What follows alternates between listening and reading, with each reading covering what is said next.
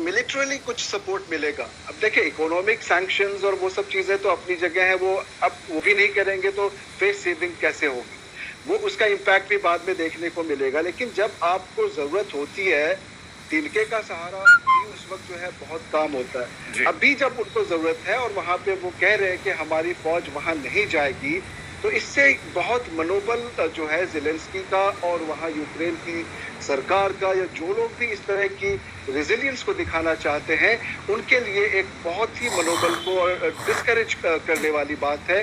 जो थोड़ा अगर उनको और शक्ति जो मिल सकती थी, वो कल की स्पीच के बाद पूरी तरह से डिमोरलाइज हो चुके होंगे। जब ये ऑप्शन जब उनके पास होगा तो वो क्या करेंगे? वो तो अब उनकी जो आम जनता होगी, जो भी ये ख्वाहिश दिखाए, विलिंगनेस दिखाए कि हम आपके साथ खड़े हैं और हम आपको इसमें, इस युद्ध में जितनी भी एक कंट्रीब्यूशन एक सिटीजन होने के नाते दे सकते हैं, देंगे। तो इस चीज का ख्याल रखते आसिफ जी, मैं आप ही की बात को आगे बढ़ाते हुए गौरव के पास ले चलता हूँ। गौरव, कल हमारे एक और सहयोगी हमारे साथ जुड़े थे और जब उनसे बातचीत हमने की तो उन्होंने कहा कि देखिए, यूक्रेन में भी एक बड़ी तादाद है जो रूस से सहानुभूति रखती है। उसे लगता है कि इस पूरे विवाद के पीछे अमेरिका था और अब अमेरिका ने जब वहां पर मदद करने की बात से इनकार कर दिया है, तो वहां की आवाम में क्या रिएक्शन है? क्योंकि चाहे यूक्रेन के राष्ट्रपति हो या रूसी राष्ट्रपति हो, दोनों अपने मुल्क की आवाम के साथ साथ दूसरे मुल्क की आवाम को भी संबोधित कर रहे हैं जब वो मीडिया के सामने आते हैं। आपने बिल्कुल सही कहा, और इसीलिए जब राष्ट्रपति ज़ेलेंस्की यूक्रेन के, जब उन्होंने रूस की आवाम को संबोधित किया, तो आप देखिए रूस में किस तरह के विरोध प्रदर्शन इस समय हो रहे हैं। न केवल राजधानी मॉस्को में बल्कि सेंट पीटर्सबर्ग में भी विरोध हो रहा है रूस के इस ऑपरेशन के विरुद्ध। ये तो ही पहली बात। दूसरी बात, यही समस्या राष्ट्रपति ज़ेलेंस्की के लिए यूक्रेन में है। पूर्वी यूक्रेन में रूसी भाषा बोलने वाले ऐसे कई लोग हैं जो खासे नाराज है इस बात से कि उन पर यूक्रेन की भाषा थोपी गई और एक अरसे तक थोपी गई। वो रूसी भाषा बोलते रहना चाहते थे। उनके निकट सगे संबंधी, परिजन, रिश्तेदार, मित्र सब रूस की सीमा में है और पहले आवाजाही रेगुलरली लगातार होती रहती थी, वो अब नहीं हो रही है। तो इससे उनमें भी नाराजगी है। उनका यह मानना है कि राष्ट्रपति ज़ेलेंस्की और जो नेशनलिस्ट हैं यूक्रेन में और खासतौर पर पश्चिमी यूक्रेन में, वो पश्चिमी यूक्रेन का कल्चर या यूक्रेन की भाषा रूसी बोलने वाले लोगों पर थोप रहे हैं और इसको लेकर दोनों में खासा तनाव रहता था। और इसी को लेकर डोनेट्स्क और लुहांस्क अलग अलग प्रांत बन गए, जिनको अब राष्ट्रपति पुतिन ने अलग देश घोषित कर दिया। अब उनका प्रयास यह है कि वो पूर्वी यूक्रेन के पूरे डॉनबास इलाके को अपने कब्जे में ले ले। यही उनका प्रयास खार्किव में है, जहां कल देर रात तक बहुत भीषण लड़ाई हुई। शुरू में मिसाइल फायरिंग हुई, उसके बाद आर्मर्ड पर्सनल कैरियर्स और टैंक्स भेजे गए और अब भी उस क्षेत्र में लड़ाई जारी है। अगर ये पूर्वी यूक्रेन का पूरा हिस्सा, अच्छा दूसरी बात अगर मैं आपको बताऊं शुभांकर, तो दक्षिण की तरफ से जो ओडेसा है और जो ब्लैक सी की तरफ से और सी ऑफ अजोव की तरफ से जो हमले हो रहे हैं, वो पानी से, मतलब समुद्र से यूक्रेन के लैंड पर हमला कर रही है रूस की नौसेना। ये तीन तरफ से जो हमले हो रहे हैं, ये कितनी देर तक यूक्रेन झेल पाएगा? और अगर ये होता गया तो क्रीमिया से लेकर डॉनबास के इस पूरे क्षेत्र तक, अगर ये सारा का सारा इलाका यूक्रेन से कट गया तो पूर्वी यूक्रेन तो बिल्कुल अलग हो जाएगा। पश्चिमी यूक्रेन बहुत छोटा रह जाएगा। तो उनकी जितनी स्टील मिलें हैं, कोयले की खदानें हैं, जो ब्रेड बास्केट यूरोप का यूक्रेन कहलाता है, वो ब्रेड बास्केट आधा हो जाएगा। दूसरी तरफ चेर्नोबिल पर रूस का कब्जा हो गया है। तो एक बहुत सिस्टमैटिक स्ट्रैटेजी के तहत रूस आगे बढ़ रहा है।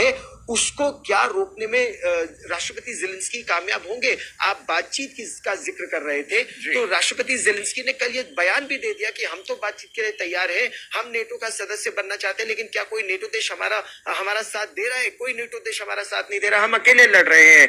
तो कुछ हद तक ये हताशा अब झलक भी रही है। ये अशोक सज्जनार साहब जो बात लास्ट में गौरव ने कही कि वो हताशा झलक रही है, वो बार बार कह रहे हैं कि देखिए हमारे साथ कोई नहीं खड़ा हुआ है। ये बात आसिफ जी भी कह रहे थे कि क्या बलि के बकरे की तरह इस्तेमाल किया गया, और उन्हें लग रहा है कि हमारा इस्तेमाल किया गया, क्योंकि नाटो देशों की शायद मदद का आश्वासन उन्हें था, जिस हिसाब से वो रूस से टक्कर लेने की बात कह रहे थे, सोच रहे थे। अब शायद पैरों तले जमीन खिसक रही है। देखिए, मेरा विचार इसमें थोड़ा सा अलग है, क्योंकि बहुत शुरू से, बहुत पहले से ये बता दिया गया था। राष्ट्रपति जो बाइडेन ने भी कह दिया था, जेंस स्टोल्टनबर्ग जो सेक्रेटरी जनरल है नेटो के, उन्होंने भी कह दिया था, और भी जो इंडिविजुअल अपना लीडर्स हैं उन्होंने कहा, नेटो का कोई, नेटो के फोर्सेस वहां पर, ट्रूप्स जो हैं, सोल्जर्स हैं, वो वहां पर लड़ाई करने के लिए नहीं जाएंगे। ये मेरे विचार से बहुत बारी दोहराया गया है और अगर कोई ये समझता है जो भाई इनको ये राष्ट्रपति वोलोदिमीर ज़ेलेंस्की को नहीं मालूम हो या उस बुलावे में रहे हो जो शायद वो आ जाए, तो मेरे ख्याल से ये कहना ठीक नहीं होगा। तो जो इसीलिए राष्ट्रपति जो बाइडेन ने और बोरिस जॉनसन ने, प्रधानमंत्री ने, उन्होंने बहुत सारे मिलिट्री हार्डवेयर, इक्विपमेंट, मिसाइल्स वगैरह, एंटी मिसाइल्स इक्विपमेंट जो है वो सब उनको वहां पर उससे पहले ही भेजा। बहुत देशों ने वहां पर उसको भेजा। परंतु मेरे विचार से अगर वो ये उम्मीद करते थे जो नेटो का इनको सदस्य बना दिया जाएगा, तो वो भूल होगी, वो कहना ठीक नहीं होगा। देखिए, जैसे हम बात कर रहे थे, ये वाली बात शुरू हुई थी 2008 में बुखारेस्ट के कॉन्फ्रेंस में, जो इनको एज अ कैंडिडेट बना दिया जाए और आगे बातचीत की जाए। और हमें ये भी मालूम है, और राष्ट्रपति ज़ेलेंस्की को भी बिल्कुल ही अच्छी तरह से मालूम होगा, जो नेटो के कुछ सदस्य हैं जो कि ये नहीं चाहते जो यूक्रेन नेटो का सदस्य बने, क्योंकि उससे और ज्यादा इंस्टेबिलिटी आएगी, क्योंकि उनको पता है जो रूस और यूक्रेन में कितनी दुश्मनी है उसको कहा जाए, तो वो उसको इतना ज्यादा डिस्टेबलाइज नहीं करना चाहते, तो और हर प्रकार की सहायता वो देंगे। परंतु जो नेटो के मेंबर हैं ये इसको आगे नहीं बढ़ने देना चाहते। आपने अपने पहले कमेंट में ये भी कहा था, जो यहाँ पर जो राष्ट्रपति ज़ेलेंस्की ने बोला है कि ये केवल यूक्रेन के विरुद्ध हमला नहीं है, ये पूरे यूरोप के विरुद्ध हमला है, क्योंकि यहाँ पर ही अगर यूक्रेन के ऊपर बिल्कुल हावी हो जाता है रूस, तो वो यहाँ पर रुकेगा नहीं, वो और देशों पर भी जाएगा। इसीलिए जो बाइडेन ने अपने प्रेस कॉन्फ्रेंस में कल रात को इतनी ज्यादा समय उन्होंने लगाया, जो हम नेटो अपने मेंबर्स हैं, एस्टोनिया, लाटविया, लिथुआनिया वगैरह, और जो नेटो के मेंबर्स हैं उनकी हम कैसे सहायता कर रहे हैं, तो ये वो नेटो के मेंबर्स के लिए वो बहुत कहते रहे। और इसीलिए इन नेटो देशों को भी बहुत चिंता है, क्योंकि ये बहुत छोटे छोटे देश हैं।